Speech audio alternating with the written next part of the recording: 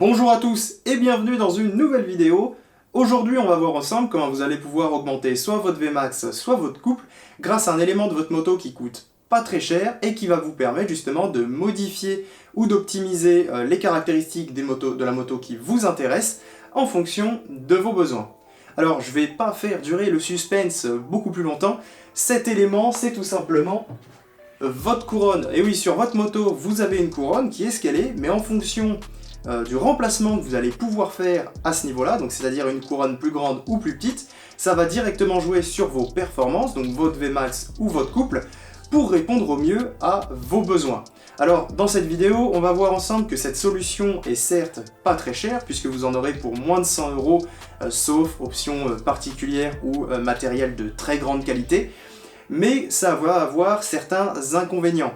Alors juste avant de commencer cette vidéo, si ce type de sujet te plaît, n'hésite pas à liker la vidéo, à t'abonner pour ne pas rater nos prochaines sorties et à me mettre en commentaire si tu as des idées de vidéos particulières, si toi tu as déjà changé ta couronne, qu'est-ce que tu en penses, etc. Déjà, la première chose à retenir, c'est que de base, ta couronne c'est une 48 dents.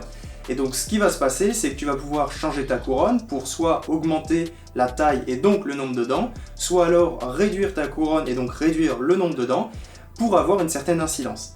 Si tu prends une couronne plus grande, imaginons une 58T, ça va te permettre d'augmenter ton couple, mais on va voir ensemble que ça va réduire ta vitesse maximale. A contrario, si tu prends une couronne plus petite, tu vas avoir un couple plus faible, mais tu vas avoir une meilleure Vmax. Tout ça, ça fonctionne simplement, on va simplifier le schéma de la moto, avec justement la différence entre ton pignon qui est à la sortie de ton moteur et ta couronne.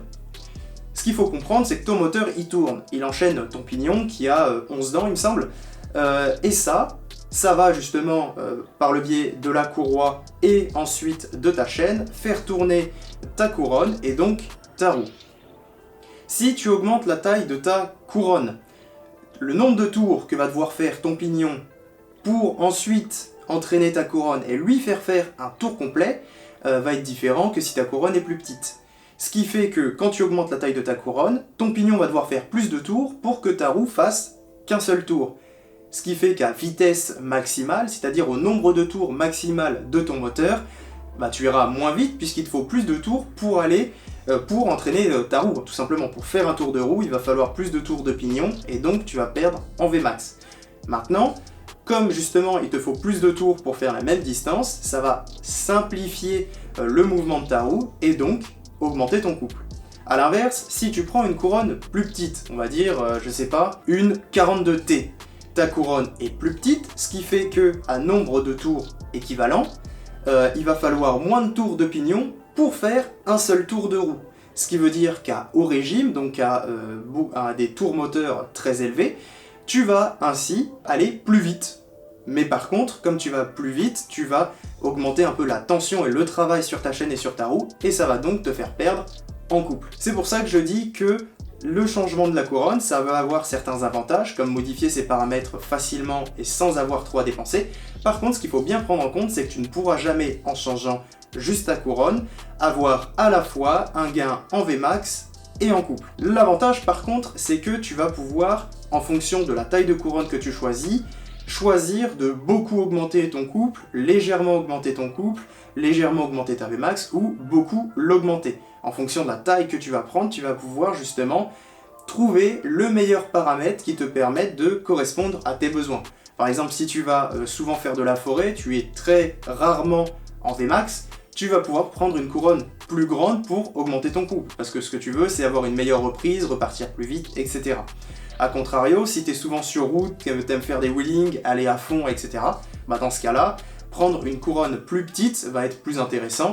Par contre, effectivement, tu sacrifieras du couple. Maintenant, est-ce que tu en as vraiment besoin quand tu es sur route? Je suis pas sûr. A savoir que pour ceux que ça intéresse d'augmenter à la fois le couple et la Vmax, c'est pas par la couronne qu'il faudra passer, mais par le remplacement du contrôleur qui te permettra déjà de modifier ton couple et ta Vmax directement, par exemple sur une appli ou autre, ce qui t'évitera à chaque fois de changer un équipement physique de ta moto pour modifier ces paramètres-là. Maintenant, le gros inconvénient, c'est qu'un contrôleur, c'est absolument pas le même prix qu'une couronne, Et en plus de ça, ce qu'il faut comprendre, c'est que si tu augmentes à la fois ta Vmax et ton couple sur ton contrôleur, tu vas beaucoup plus pomper sur ta batterie et donc tu vas détruire ton autonomie. Ce qui veut dire, bien souvent quand on change de contrôleur, changer de batterie, et là on n'est clairement plus sur le même budget. Maintenant, il y a un truc qu'il faut prendre en compte, c'est quand tu vas changer la taille de ta couronne, il va falloir changer la taille de ta chaîne, tout simplement parce que si tu augmentes ta couronne, il va te falloir plus de pignons pour pouvoir faire le tour. Si par contre tu as une couronne plus petite, tu devras avoir une chaîne plus petite parce que tu auras besoin de moins de pignons pour pouvoir faire de maillons pour faire le tour de ta couronne. Et ça veut bien dire que si tu changes ta couronne, il va falloir en même temps changer ta chaîne. À titre de comparaison, et pour ça je vais prendre mes notes parce que je ne connais pas les valeurs par cœur, en couronne d'origine, donc c'est-à-dire une 48T, on a 106 maillons. Alors je vais pas m'amuser à compter les maillons de ma chaîne, mais dites-vous bien qu'en stock, vous êtes à 106 maillons. Maintenant, si tu veux gagner en Vmax et que tu prends par exemple une 42T, 42T sur ta couronne, ça veut dire 42 dents. Et bien tout simplement, tu vas passer à 104 maillons. Si tu veux augmenter ton couple et prendre une couronne plus grande, si par exemple tu prends une 58T, tu vas passer à 112 maillons, et si tu prends une 60T pour avoir vraiment une énorme couronne et donc un couple de malades, dans ce cas-là, il te faudra 114 maillons. Maintenant, tu pourrais te dire, s'il suffit d'adapter ma chaîne, peut-être que plutôt que d'en racheter une, je peux juste rajouter ou enlever des maillons. Alors déjà, j'ai cherché sur internet, j'ai jamais vu personne qui a rajouté des maillons à sa chaîne, visiblement parce que ça la fragilise trop et elle risque juste de péter. Et maintenant, sur le fait de réduire le nombre de maillons de ta chaîne, ça se fait, mais c'est pas forcément simple, c'est dangereux parce que tu risques d'abîmer ta seule chaîne. Donc je préfère conseiller d'en racheter une nouvelle. Surtout que j'ai vu sur pas mal d'endroits sur internet, même si j'arrive pas encore à voir trop pourquoi, il est très souvent conseillé de changer à la fois la couronne et la chaîne, parce que ça permet d'avoir une usure identique sur les deux, et ça permet un meilleur vieillissement. Je connais pas l'impact directement sur la moto, ses performances, etc. Maintenant, j'ai vu que c'était souvent conseillé, donc je pense que c'est pour de bonnes raisons. Bon, maintenant, on imagine, tu sais que tu veux soit augmenter la taille de ta couronne, soit la réduire en fonction de tes besoins. T'es intéressé pour l'achat d'une nouvelle couronne, et donc d'une nouvelle chaîne. Mais avant de passer à l'achat et de sortir le porte-monnaie, il va falloir voir un certain nombre de points. Et ça va être la caractéristique liée à ta chaîne et ta couronne. Nous, sur notre Suron, on a une chaîne et une couronne 420. Qu'est-ce que ça veut dire le 420? C'est tout simplement ce qui va définir la largeur de ta couronne, la largeur de ta chaîne, mais également l'écart qu'il va y avoir entre chaque maillon et entre chaque dent de ta couronne. Pour la Suron, donc avec une chaîne de 420, ce qu'il faut se dire, c'est qu'on a un pas de 12,7 mm entre chaque maillon et donc entre chaque dent, pour une largeur de 6,35 mm. Cette information-là, tu peux la retrouver par exemple directement sur ta chaîne. Donc quand tu passes à l'achat, pour la couronne c'est simple, il te suffit de surveiller donc cette valeur, d'avoir une couronne en 420. Quand tu vas vouloir acheter ta chaîne, par contre il va falloir surveiller deux points. Donc le 420, ça on l'a bien compris, mais également, comme on en a parlé un peu plus tôt, le nombre de maillons. Si tu achètes une chaîne mais que tu n'as pas calculé le bon nombre de maillons pour ta couronne, ça va très vite te poser problème puisqu'il va falloir que tu les retires ou tu en ajoutes, et donc dans ce cas-là, on l'a vu, ça pose problème et il va falloir en acheter une autre. Donc quand tu achètes ta chaîne, fais bien attention à être en 420 et à avoir le nombre de maillons qu'il te faut en fonction de la taille de couronne que tu as mis. Dans la description, je te remettrai un petit récap des tailles de couronne que je t'ai déjà donné avec le nombre de maillons nécessaires en 420.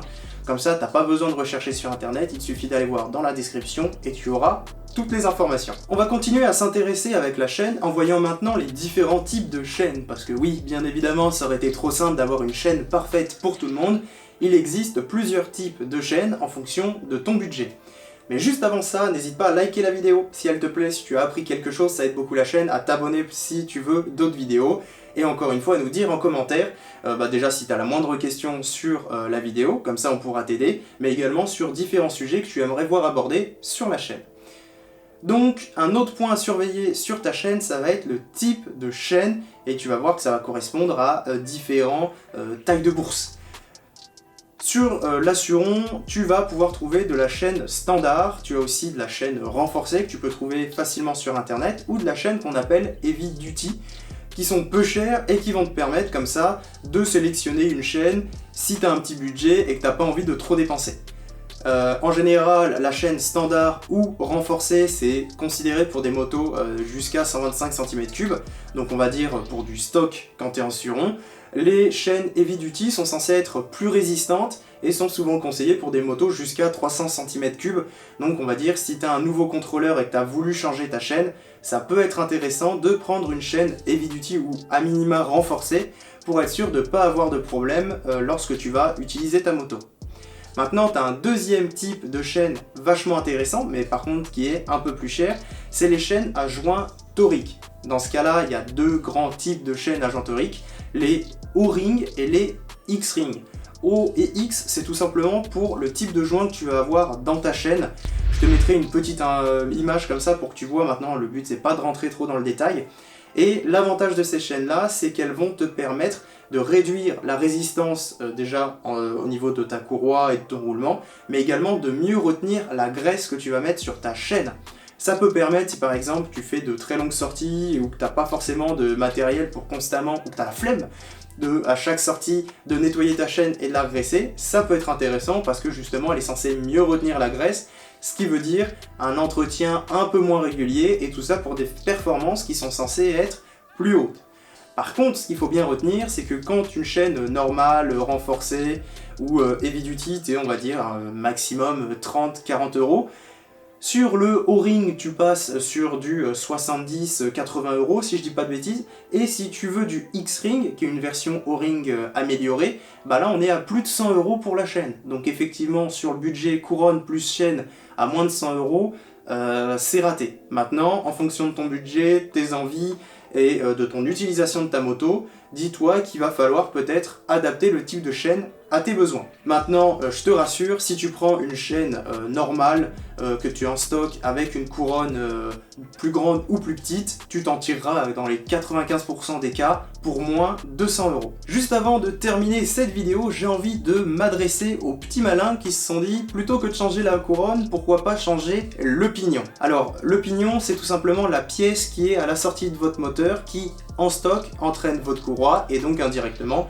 votre chaîne puis votre couronne. Remplacer le pignon, ça a plusieurs avantages. Déjà, la pièce est beaucoup moins chère, il faut compter une trentaine d'euros pour un pignon, quand sur une couronne, on est à 60 €. L'autre avantage, c'est que modifier d'une dent votre pignon ne vous forcera pas à changer votre chaîne, alors que quand vous allez faire votre remplacement de couronne, vous serez obligé de changer votre chaîne là. Donc ça veut dire encore plus d'économie, surtout si votre couronne et votre chaîne sont encore en bon état. Le dernier avantage, c'est que justement, comme le pignon est beaucoup plus petit que votre couronne, changer une seule dent sur votre pignon va apporter beaucoup plus de résultats que si vous avez changé une ou deux dents sur votre couronne. Tout simplement parce que la pièce est plus petite, donc proportionnellement parlant, changer une seule dent sur votre pignon sera beaucoup plus efficace que sur votre couronne.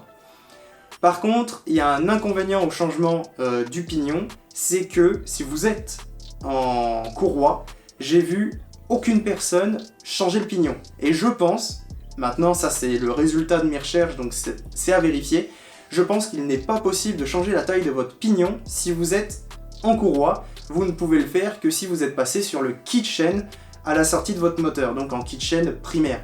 Et ça coûte une centaine d'euros. Donc changer le pignon, ça peut être intéressant si tu es déjà en kit chaîne. Maintenant, si tu es en kit courroie, je pense qu'il faut mieux changer couronne et chaîne que de toucher à son pignon. A savoir que si tu veux pas changer de contrôleur et que tu es en kit chaîne, tu peux modifier à la fois ton pignon et ta couronne pour essayer de trouver le meilleur rapport entre gain vitesse ou gain couple et la perte associée. Par exemple, tu peux prendre une couronne plus grande et un pignon plus petit, ou inversement, pour essayer de trouver le réglage le plus fin possible qui corresponde le mieux à tes besoins. Bon, c'est tout pour cette vidéo, j'espère qu'elle t'a plu, qu'elle n'a pas été trop technique. Si c'est le cas, n'hésite pas à me dire, ou en tout cas à me faire ton retour sur cette vidéo. J'ai voulu vous partager un max d'informations pour vous donner toutes les clés dans vos recherches et votre achat. Donc n'hésite pas à me dire si ça t'a plu ou si tu préfères des vidéos peut-être plus courtes mais avec moins d'informations qui te disent juste fais ça si tu veux ça, fais ça si tu veux ça, un point c'est tout. Donc on se retrouve très vite pour une vidéo, soit de ride, soit un tuto, soit une nouvelle vidéo comme ça pour parler d'un point précis d'upgrade de ta moto. Je te dis à très vite et surtout je te souhaite un excellent ride.